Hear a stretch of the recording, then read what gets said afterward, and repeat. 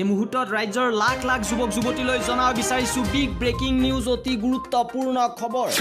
নতুন চাকৰিক লৈ নতুন সিদ্ধান্ত গ্ৰহণ কৰিছে চৰকাৰে নতুন চাকৰি কোট কেনে ধৰণে দিয়া হ'ব 22000 চাকৰিৰ বিজ্ঞাপন প্ৰকাশৰ কথা ঘোষণা কৰা হৈছিল এই সম্পৰ্কত 100তম কেবিনেট বৈঠকত চৰকাৰে গ্ৰহণ কৰিছে ডাঙৰ সিদ্ধান্ত কোট কেনে ধৰণে নিযুক্তি দিব মুখ্যমন্ত্ৰীয়ে ঘোষণা কৰিছে সবিশেষ আপোনালোকক জনাব বিচাৰিছোঁ আমি 22000 নতুন পোষ্টৰ এডভাৰটাইজ কৰি আছো কিছুমান নতুন ডিভিজন খুলিব লাগিব তাতে পোষ্ট লাগিব কিছুমান সাৰ্কুল খুলিব লাগিব পোষ্ট লাগিব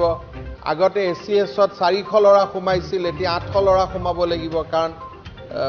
লৰাৰ প্ৰয়োজন বেছি হ'ব গতিকে মেন পাৱাৰ বাঢ়িব কিন্তু হিমান হিচাপলৈকে আমি যোৱা নাই আমি 22000 নতুন পোষ্টৰ এডভাৰটাইজ কৰি আছো